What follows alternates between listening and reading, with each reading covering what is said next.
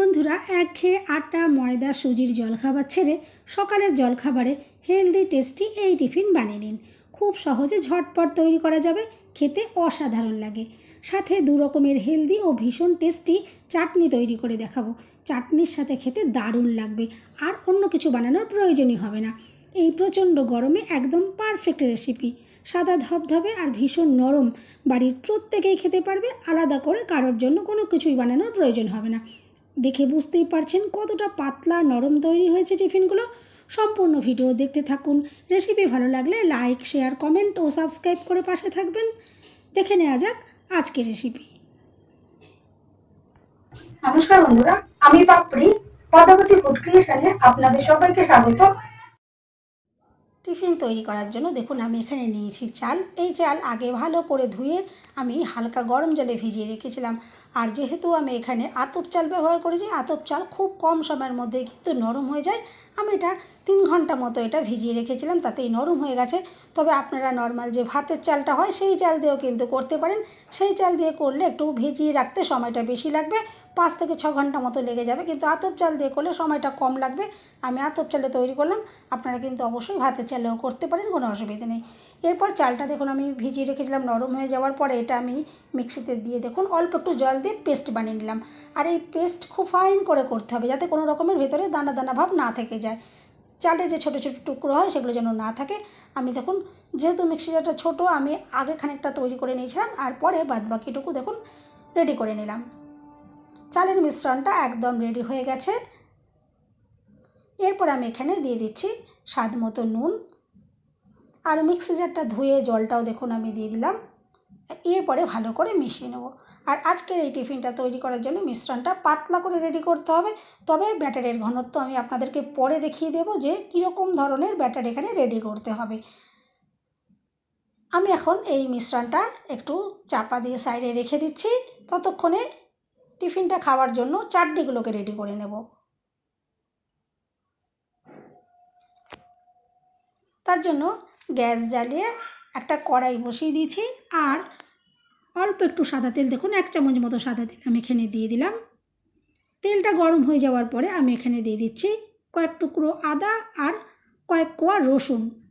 যে সকল বন্ধুরা নিরামিষভাবে করবেন আপনারা এখানে রসুন বাদ দিয়ে বাদবাকি উপকরণগুলো দিয়ে আমি যেভাবে তৈরি করছি আপনারা সেভাবে তৈরি করবেন, দেখবেন দুর্দান্ত লাগবে।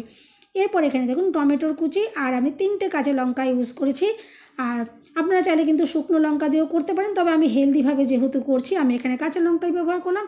আর ঝাল আপনারা আপনাদের পছন্দ মতন কম বেশি করবেন। এরপর একটু নুন দিয়ে দিয়েছি, নাড়াচাড়া করে আমি এটা রেডি করে নেব যতক্ষণ টমেটোগুলো নরম হচ্ছে। আর টমেটো নরম হতে একদমই সময় লাগবে না, মিনিট 1.5-এর মধ্যেই এটা রেডি হয়ে যাবে। এভাবে দেখুন মাঝে মাঝে আমি নাড়াচাড়া করে দিচ্ছি আর এটা রেডি করে নেব। দেখুন এখন একদমই রেডি হয়ে গেছে, টমেটোগুলো সুন্দরভাবে নরম হয়ে গেছে। এরপর আমি গ্যাসটা অফ করে দিচ্ছি। গ্যাস অফ করে দেওয়ার পর আমি এখানে 1 চামচ মতো দিয়ে দিচ্ছি কাশ্মীরি লঙ্কার গুঁড়ো। এতে সুন্দর কালার আসবে, আপনারা চাইলে এটা নাও দিতে পারেন। আর কাশ্মীরি লঙ্কার গুঁড়ো যদি দেন তাহলে কিন্তু গ্যাসটা অফ করে তারপরেই দেবেন, নাহলে কিন্তু কালারটা খারাপ হয়ে যাবে। এরপর এটা ঠান্ডা করে নেওয়ার পরে দেখুন আমি মিক্সি জারে দিয়ে দিচ্ছি। এর পেস্ট বানিয়ে নিতে হবে, আর এখানে কোনো রকমেরই জলের ব্যবহার করার দরকার নেই। দেখুন জল ছাড়াই আমি এটা পেস্ট বানিয়ে নেব। পেস্ট দেখুন একদম রেডি হয়ে গেছে। ঠিক এরকমই গাঢ় গাঢ় করে তৈরি করলাম, এটা কিন্তু সুন্দর লাগবে। আর এরপরে এই চাটনি যাতে আরও টেস্টি তৈরি হয় তার জন্য একটা হাতার ভেতরে দেখুন আমি সাদা তেল ভালো করে ফুটিয়ে নিয়েছি। তারপর এখানে কালো সর্ষে, কারি পাতা আর কাঁচা লঙ্কা ফোড়ন হিসাবে দিয়ে দিচ্ছি। চাইলে এখানে শুকনো লঙ্কাও দেওয়া যেতে পারে, আমি হেলদিভাবে করছি, আমি কাঁচা লঙ্কা দিয়ে তৈরি করলাম। কাঁচা লঙ্কার ফ্লেভারটাও কিন্তু অসাধারণ লাগবে। এরপর এখান থেকে এই ফোড়নটা আমি দেখুন এই চাটনির ভেতরে দিয়ে দিচ্ছি, আর মিশিয়ে নিলেই চাটনিটা একদম সুন্দরভাবে রেডি হয়ে যাবে।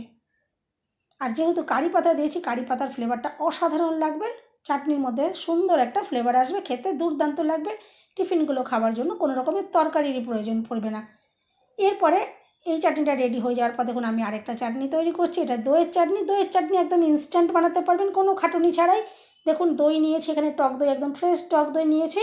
আর আমি এখানে দিয়ে দিলাম স্বাদ মতো নুন, আর 1 চামচ চিনি এখানে দিয়েছি। আর অল্প করে একটু ভাজা জিরের গুঁড়ো দিয়ে দিচ্ছি, সুন্দর ফ্লেভার আসবে। দেখুন খুব ভালো করে আমি মিশিয়ে নিচ্ছি। আর এই চাটনিটা আগেই বললাম একদম ইনস্ট্যান্ট বানাতে পারবেন, কোনো রকমের খাটুনি নেই এখানে।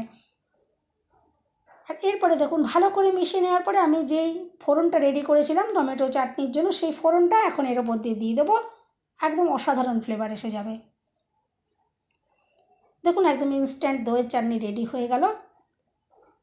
2 রকমের চাটনি দেখুন রেডি করে নিলাম। আর দেখে তো বুঝতেই পারছেন যে কতটা সুন্দর লাগছে, খেতেও কিন্তু অসাধারণ লাগবে। এরপরে চালের যে মিশ্রণটা বানিয়ে রেখেছিলাম, এখানে আগেই বলেছিলাম পাতলা করে মিশ্রণটা তৈরি করতে হবে। দেখুন এরকমই পাতলা একটা মিশ্রণ আমি রেডি করেছি। আর হাতার উল্টো সাইডটা দেখে বুঝতেই পারছেন যে হাতার গায়ে খুব হালকাভাবে দেখুন মিশ্রণটা লেগেছে, গাঢ়ভাবে কিন্তু লাগেনি, খুব পাতলা হয়ে কোটিংটা পড়েছে। এরকমই একটা ঘনত্বের মিশ্রণ রেডি করতে হবে। এরপরে গ্যাস জ্বালিয়ে আমি ফ্রাই প্যান ভালো করে গরম করে নিয়েছি। আর খুব হালকাভাবে একদম সাদা তেল আমি দেখুন এখানে ব্রাশ করলাম।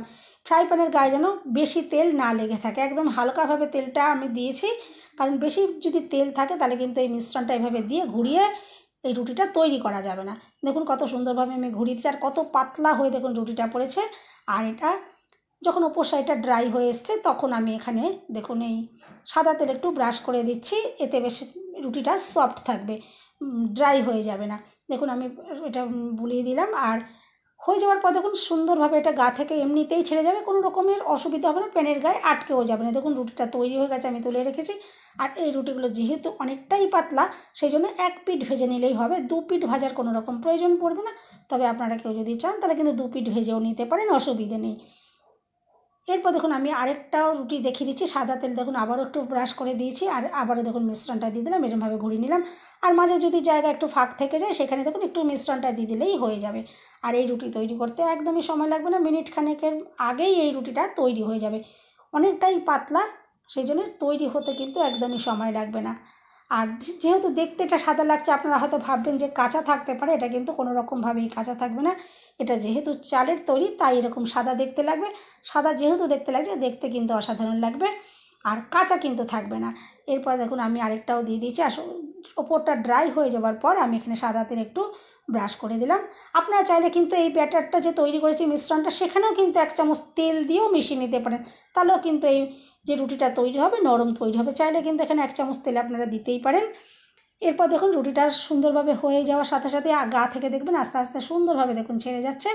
আর দেখুন কতটা যে ট্রান্সপারেন্ট, আমি আশা করছি দেখে তো বুঝতেই পারছেন। দেখুন খুন্তিটা কত সুন্দরভাবে দেখতে পাওয়া যাচ্ছে, ভীষণই পাতলা। আর এই পাতলা পাতলা রুটি খেতে কিন্তু অসাধারণ লাগে, যে কোনো কিছুর সাথেই কিন্তু আপনারা খেতে পারেন। তবে এই রুটি আমি বলবো চাটনি দিয়ে খেলেই হয়ে যাবে, কোনো কিছু বানানোর প্রয়োজন পড়বে না। বন্ধুরা রেসিপি ভালো লাগলে একটা লাইক দিতে একদম ভুলবেন না। চ্যানেলটা সাবস্ক্রাইব করে আমার পাশে থাকার অনুরোধ রইল। বেল বাটন ক্লিক করে রাখবেন, আমি যখনই নতুন ভিডিও আপলোড করব সঙ্গে সঙ্গে নোটিফিকেশান সবার আগে আপনি পেয়ে যাবেন। আর দেখুন দেখে তো বুঝতেই পারছেন যে রুটিগুলো কতটা দুর্দান্ত তৈরি হয়েছে, কতটা নরম তুলতুলে আর পাতলা ট্রান্সপারেন্ট। পাতলা পাতলা রুটি খেতে কিন্তু অসাধারণ লাগবে। আর একঘেয়ে আটা ময়দা রুটি তো আমাদের তো খাই ভালো লাগে না, কিন্তু এভাবে তৈরি করতে পারেন। আর এই টিফিনটা শুধু সকালের জন্য না, এটা কিন্তু আপনারা রাতেও খেতে পারেন, এমনকি চাইলে দুপুরেও কিন্তু খাওয়া যেতে পারে। কারণ যেহেতু এটা চালের তৈরি, দুপুরেও কিন্তু এটা আপনারা অনায়াসেই খেতে পারেন। অনেক সময় প্রচণ্ড গরমে আমাদের ভাত খেতে একদমই ভালো লাগে না, এই রুটিটা খেতে কিন্তু অসাধারণ লাগবে। বানিয়ে খেয়ে দেখবেন, স্বাদ কিন্তু মুখে লেগে থাকবে। এই চাটনির সাথে এভাবে একবার বানাবেন, আমি আশা করছি আজকের রেসিপি আপনাদের ভীষণ ভালো লাগবে। বন্ধুরা রেসিপি ভালো লাগলে একটা লাইক দিতে একদম ভুলবেন না। চ্যানেলটা সাবস্ক্রাইব করে আমার পাশে থাকার অনুরোধ রইল। সবাই সুস্থ থাকবেন, ভালো থাকবেন। দেখা হবে নেক্সট ভিডিওতে। ভিডিওটা শেষ পর্যন্ত দেখার জন্য সবাইকে রইল অসংখ্য অসংখ্য ধন্যবাদ। আর দেখুন দেখে তো বুঝতেই পারছেন যে কতটা অসাধারণ দেখতে লাগছে। রুটিগুলো যেমন নরম তুলতুলে, তেমনি সাদা ধবধবে, দেখতে কিন্তু অসাধারণ, দেখতেও খেতে দুটোই কিন্তু অসাধারণ। এভাবে আপনারা ট্রাই করবেন, আশা করছি আজকের রেসিপি আপনাদের ভীষণ ভালো লাগবে। আর বাড়ির প্রত্যেকেই এটা খেতে পারবে, যেহেতু এটা চালের তৈরি, ছোট থেকে বড় সবাই এটা পছন্দ করবে।